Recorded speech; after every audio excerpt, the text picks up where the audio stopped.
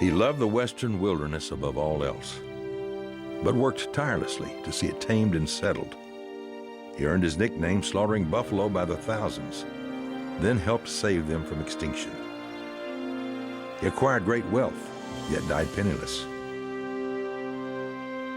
He fought against his childhood friends, only to fight for them years later. There is this paradox, this evolution from a young boy who respected Indians to an Indian fighter who won distinction for killing Indians to an outspoken critic of American policy. It's a really fascinating evolution. So much of Cody's life is like that. For William Frederick Cody, the West was his beloved home, brutal teacher, and his destiny. Forced to provide for his family while just a boy, he grew up on the trail while growing into an iconic frontiersman. Join us as we look at the life of this American legend and discover how Buffalo Bill continues to share the American West with the world.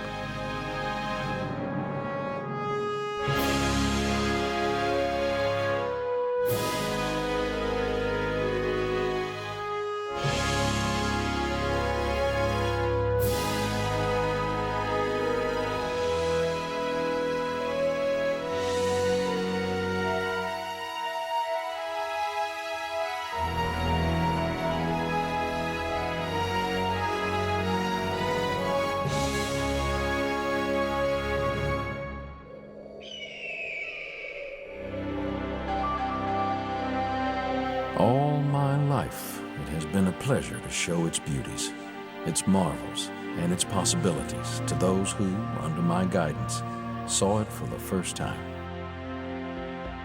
The spirit of the West really arises from the vast landscapes, the unbroken land here, the big charismatic wildlife like bison and grizzly bears.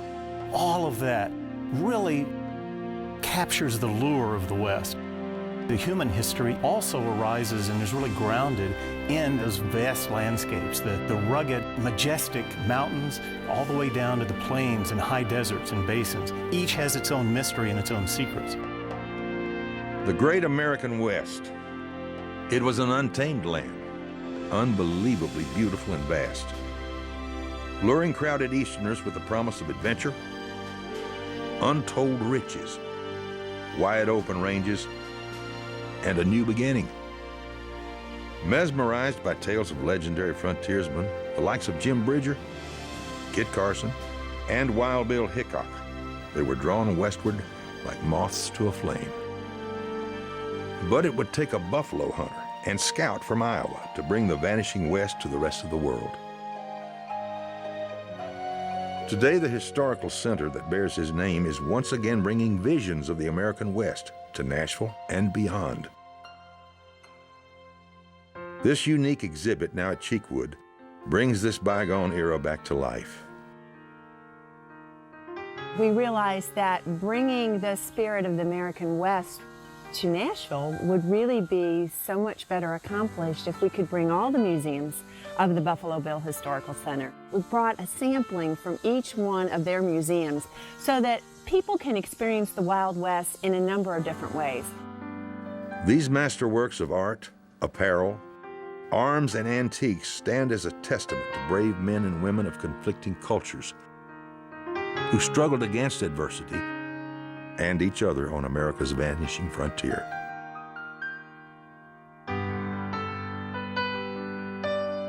There's a wanderlust, there's a rootlessness that you kind of get under the mountains. Tough country, tough people. That's the kind of people that come here. They were seeking a freer life, a place to get away, a place of beauty, the mountains, seeking their fortune. Rugged, independent people who say, I want freedom, I want independence, I want to make my own way. And they did.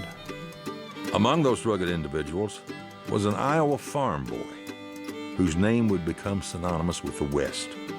About 1854, his family moved from Iowa to Kansas, and it was there that Cody's father, Isaac Cody, opened a trading post and traded with Indians. And as a young boy, Will Cody, as he preferred to be known, interacted with Indians as his playmates. They taught him to ride Indian ponies, they taught him how to use a bow and arrow, taught him how to speak Indian language. Young Will Cody would be forced to use his newfound skills much sooner than anyone expected.